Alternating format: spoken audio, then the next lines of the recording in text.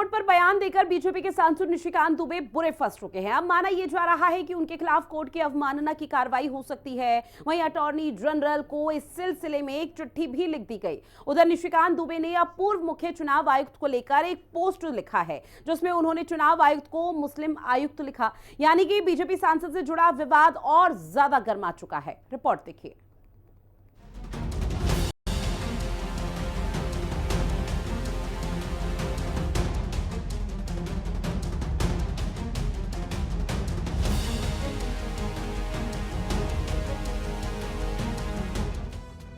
BJP सांसद निशिकांत दुबे को आखिर हो क्या गया? यारों में बीते 24 घंटे में एक बयान और एक पोस्ट कर निशिकांत दुबे लगता है कि बुरे फंस गए हैं। जी हां, भारत के चीफ जस्टिस ऑफ इंडिया के खिलाफ टिप्पणी से हंगामा मचाने के बाद बीजेपी सांसद निशिकांत दुबे ने SY कुरैशी पर निशाना साधते हुए कहा कि वे चुनाव आयुक्त नहीं बल्कि एक मुस्लिम आयुक्त थे। इससे पहले कुरैशी ने वक्फ संशोधन अधिनियम की आलोचना करते हुए इसे मुस्लिमों की भूमि हड़पने की सरकार की भयावह और बुरी योजना बताया था। इससे पहले दुबे ने एक दिन पहले सुप्रीम कोर्ट और chief justice of India Sanjeev Khanna पर तीखा हमला बोला था और भारत में धार्मिक युद्ध के लिए उन्हें जिम्मेदार ठहराया था। आप जब राम मंदिर का विषय होता है तो आप राम मंदिर में कहते हो कि कागज दिखाओ, कागज दिखाओ। कृष्ण जन्मभूमि का मामला आएगा मथुरा में तो कहोगे कागज दिखाओ। आप जब शिव की बात होगी, ज्ञान वापी मस्जिद की बात आएगी, कागज दिखाओ। मुगलों के आने के बाद जो मस्जिद बने हैं उसके लिए कहते हैं कि आप कागज कहां से दिखाओ। इस देश में धार्मिक युद्ध भड़काने के लिए केवल और केवल सुप्रीम कोर्ट जिम्मेवार है।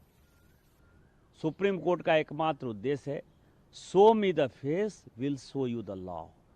सुप्रीम कोर्ट अपनी सीमा से बाहर जा रहा है। सुप्रीम कोर्ट की सीमा यह है कि भारत का संविधान जिस कानून को बनाया उस कानून की उसको व्याख्या करनी है, और यदि वो व्याख्या नहीं कर सकती है और सब कुछ के लिए सुप्रीम कोर्ट जाना है तो इस संसद का कोई मतलब नहीं है, विधानसभा का कोई मतलब नहीं है, उसको बंद कर देना चाहिए। बीजेपी ने उनकी इस विवादास्पद टिप्पणी से खुद को अलग कर लिया था, लेकिन सुप्रीम कोर्ट पर बयान देकर बीजेपी सांसद निशिकांत दुबे अब बुरे फंस गए हैं। अब माना जा रहा है कि उनके खिलाफ कोर्ट की अवमानना की कार्रवाई हो सकती है। अटॉर्नी जनरल को इस सिलसिले में एक चिट्ठी भी लिख दी गई है। अब जैसा बयान दिया गया है, जानकार मानते हैं कि पूरी संभावना है कि निशिकांत दुबे के खिलाफ कोई एक्शन हो जाए, उनकी मुश्किलें बढ़ जाएं। हिंदी खबर की स्पेशल रिपोर्ट।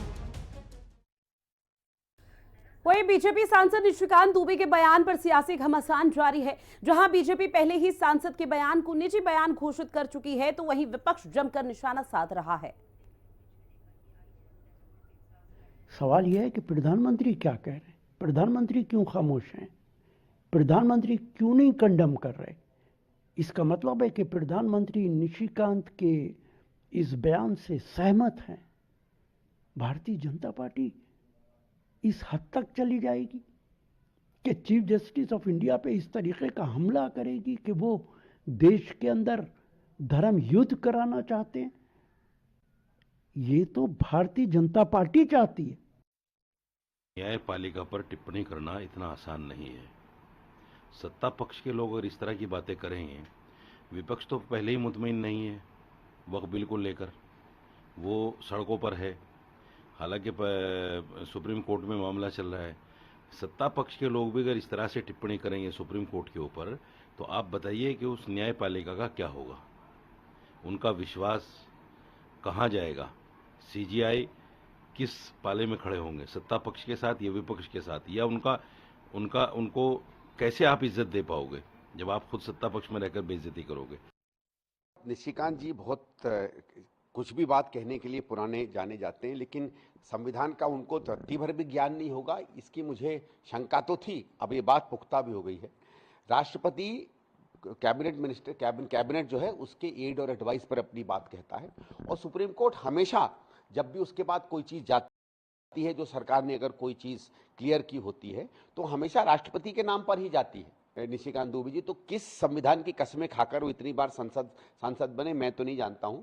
दूसरा, ये हिंदुस्तान में हमारे संविधान में ही दिया हुआ है कि अगर किसी भी व्यक्ति को, किसी भी आदमी को ऐसा लगता है कि सरकार का कोई निर्णय या सरकार का कोई कानून न्यायोचित नहीं है, तर्कसंगत नहीं है, संविधान की मूल भावनाओं के विपरीत है और तमाम और कानूनों के विपरीत जाता है तो वो कोर्टों में जा सकता है।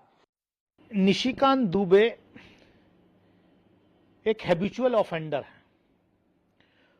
वो हमेशा इस तरीके के बयानात के लिए जाने जाते हैं।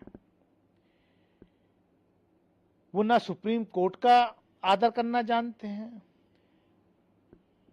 ना इस देश के इंस्टीट्यूशंस का आदर करना जानते हैं, और ना उनको भारतीय संविधान में कोई विश्वास है। तो इसलिए उनके जबान से निकला हुआ ये इस तरीके का बात मैं नहीं कहूंगा, क्योंकि मैं अपनी जबान गंदी नहीं करना चाहता, उसका कोई मतलब नहीं है। जेडी वेंस का स्वागत है, उपराष्ट्रपति का स्वागत, लेकिन भारतीय प्रधानमंत्री को आंख में आंख डाल करके उनसे पूछना पड़ेगा कि हमारे लोगों को हथकड़ी बांध करके क्यों भेजा, क्या हमारे लोगों को इतना बेइज्जत क्यों किया। ये भारत सरकार को या भाजपा को बेइज्जत करने की रणनीति का हिस्सा है, ये उनको बताना पड़ेगा। उनको बताना पड़ेगा जेडी वेंस से पूछ करके कि हमारे ऊपर ये टैरिफ क्यों लगाया। बस भाजपा के सांसदों के हैं, वो भारतीय जनता पार्टी की रणनीति का हिस्सा है, जानबूझ के दिलाए गए बयान हैं। अब भारतीय जनता पार्टी उन बयानों के बाद खुद को उन बयानों से जानबूझ के अलग भी कर रही है, इसलिए ये भारतीय जनता पार्टी का चरित्र है। आज भारतीय जनता पार्टी के लोगों को देख लीजिए, सोशल मीडिया पे वो किस तरीके से न्यायपालिका के खिलाफ लिख रहे हैं। वो कौन लोग हैं? अगर उनकी पहचान की जाए तो वो सब के सब भारतीय जनता पार्टी के संगठन से जुड़े हुए लोग हैं। इसलिए समाजवादी पार्टी समझती कि भाजपा का संविधान में विश्वास नहीं है, न्यायपालिका का कभी भाजपा ने सम्मान नहीं किया है और उनका चरित्र आज उजागर हो गया है।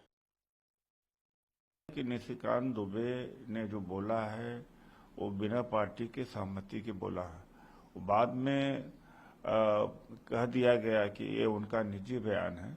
उसी क्रम में हम देखते हैं कि एसवाई कुर्सी को कहा कि मुस्लिम कमिश्नर है, तो फिर तो ब्राह्मण कमिश्नर हो गया। राजीव कुमार कौन है? कोई ब्राह्मण कमिश्नर होंगे या लाला कमिश्नर होंगे या तो फिर जातियों के कमिश्नर होंगे। फिर नहीं, मैं राष्ट्रीय अध्यक्ष जी से इतना कहना चाहूँगा कि अगर ये आप उनकी जो बातें हैं उनसे अपने आप को अलग करते हैं तो उनके ऊपर अनुशासनात्मक कार्रवाई करें। जो लोग इस तरीके की भाषा का इस्तेमाल कर रहे हैं भारतीय जनता पार्टी के अंदर, कि जो माननीय सर्वोच्च न्यायालय के ऊपर टिप्पणी करें, उनके ऊपर तत्काल भारतीय जनता पार्टी के राष्ट्रीय अध्यक्ष को एक्शन लेना चाहिए, उनके खिलाफ कार्रवाई करें, उनको कठोर कार्रवाई उनके खिलाफ करनी।